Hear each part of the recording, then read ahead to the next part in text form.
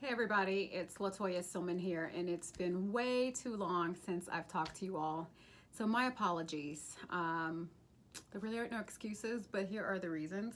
I recently adopted a dog. Her name is Gigi, and she's taken up a lot of my time. She's like the cutest thing ever. She's a poodle mix, 8 months. And anyway, this is my first time having a dog, and so just trying to adjust to the new normal now.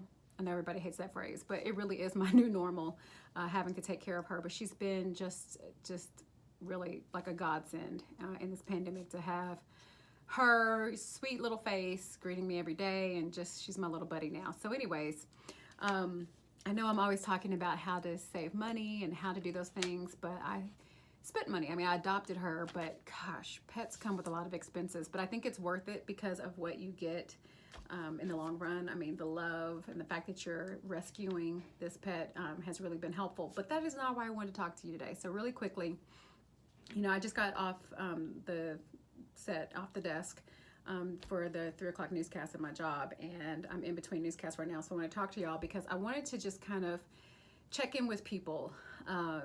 Here we are, 5, 6 months, whatever, into this pandemic, and it occurred to me that, usually you hear you should save 3 to 6 months of expenses for an emergency. And as we're doing story after story on the pandemic and all of the mayhem that it's caused, not only to people's health, but also to their finances, I got to thinking like, oh my goodness, even if you were one of those people who saved up your 3 to 6 months, chances are if you lost your job at the beginning of this thing, you're starting to hurt. And so it made me think of just those folks. I said a quick little prayer for them. And it makes you think like, wow, what can you do when you're in this situation? I know that in my state, the governor is appealing to try to get more money for folks who are unemployed, and that's great.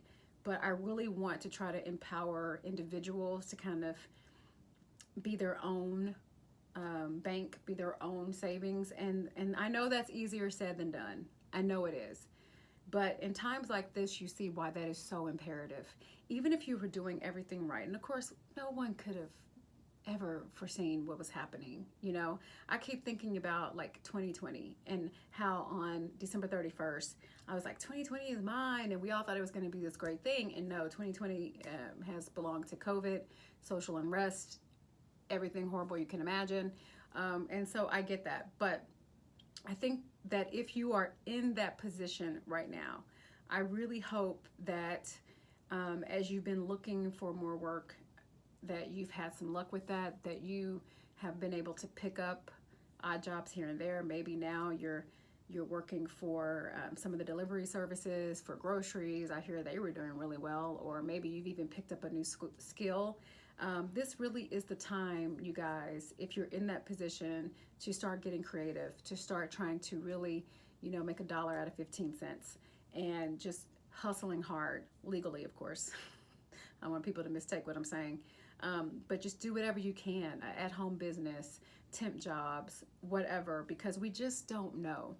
We do see that in a lot of ways, especially where I live, the unemployment numbers are starting to get better. They're going down, so that's great. But even if you get a job, I really think it just lets us know like what a precarious situation having a job is, right? Like, I'm thankful for my job, but as so many money people will tell you, they say that having a job, a job, is just over broke because you're really beholden to someone else.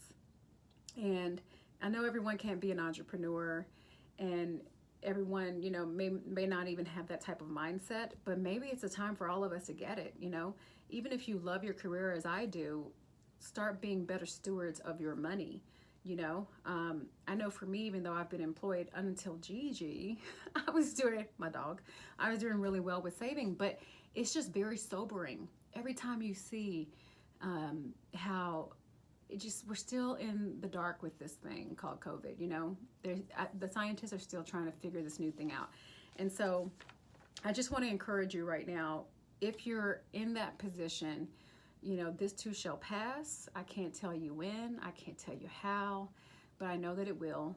And so do what you can to survive. Do what you can to pay for your four walls, you know, keep yourself in your home or whatever it is, downsize if you have to, but just know that this too shall pass, and you know, try to do whatever you can.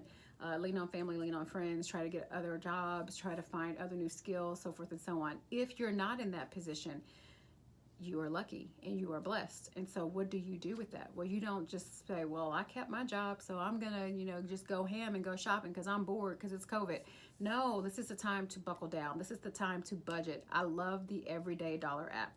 Please, please, please, please, please, please put that in your life.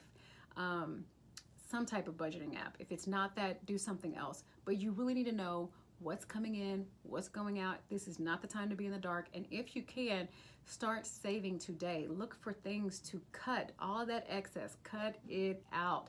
The Target runs, the whatever, the impulse buys, cut it out. It is not the time for that.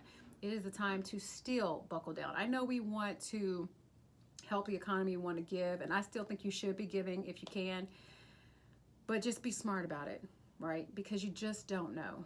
I've had some family members that have lost their jobs because of all of this, and we just don't know when we're going to fully rebound. And so it's the time to buckle down, even if you have a Gigi at home. So I had to check myself today. She had to go to the vet, so that was obviously necessary, but I was thinking of, okay, how do we put this into my lifestyle? Even though I'm still working, I want to continue to save, because I feel like in my industry, 6 months probably wouldn't cut it.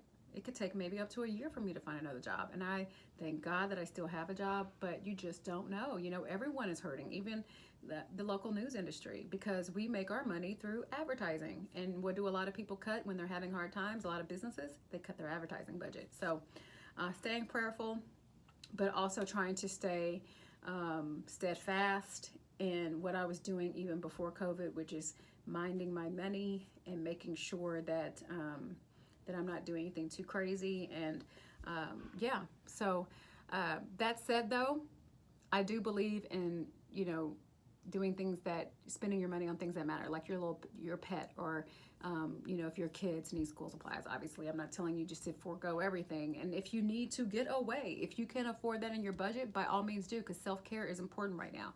We are living in a time where any little happy thing that can happen for us is sorely needed. So just know that I'm thinking of you out there if you're in the struggle, and I am thinking of all of us who perhaps have been saved so far in this economy, haven't lost our jobs yet, and I'm just prayerful that all of us are, you know, minding our business, minding our money, because we just don't know. So I'm not trying to scare anybody.